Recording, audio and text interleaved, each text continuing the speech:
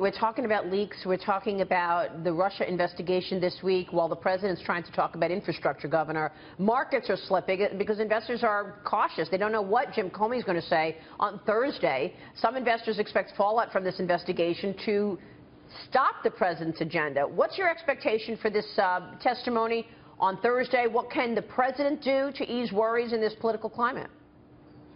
I think it's going to be a lot of thunder and not much rain. And here's why I'm saying that, because first of all, Comey's been fired. And so anytime a person has been fired, they have less credibility because they got a bone to pick about the way they got fired. I get that.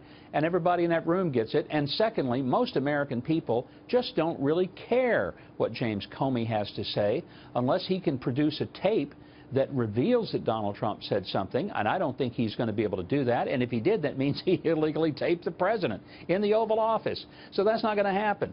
So the whole idea that there's going to be some big drama, I have no idea what Comey's going to say.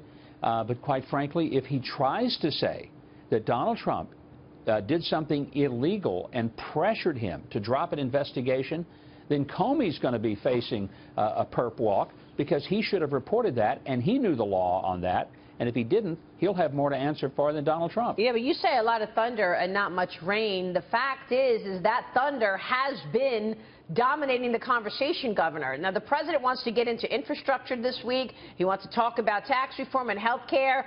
And the media and the conversation happening is about Comey. So maybe it's thunder, not Trump's fault, but it's impactful. There's still a lot of thunder, and the problem is we have a very corrupt media in America, incredibly corrupt media that picks stories not based on their importance to the American public, but picks stories on their importance to tearing Donald Trump down. And I mean, let's just be realistic here.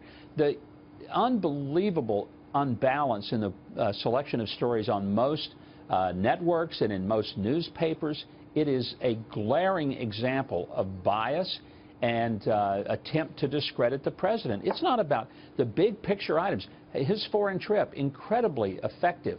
The infrastructure announcement yesterday, huge. The tax proposal that he's going to talk to the Senate about today, as he would say, that's huge. But what are we hearing about? Comey, Comey, Comey, Russia, let's talk Comey, Russia, Russia, Russia, right. Comey, and there are bigger things to talk about. Governor, corrupt is a pretty strong word. We're all part of the media, too. You stand by corrupt?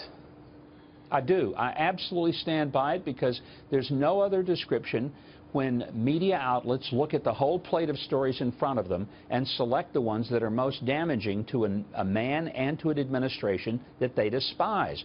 I don't think they fully grasp that what they really despise, they despise the fact the American people selected this leader, right, and they were oblivious as to why.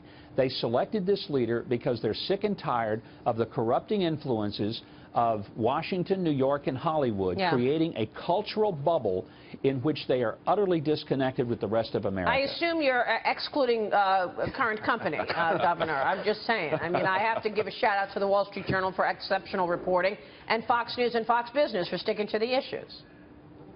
To be objective. I would say that, and not just because they pay me. I mean, but there are some other, legitimate news sources that are trying to be fair, some in print, some in broadcast, but not nearly enough. And the overwhelming majority and the ones that used to be objective no longer are. Governor, great to have you on the program as always. We love your insights as always. Governor Huckabee, we will see you soon.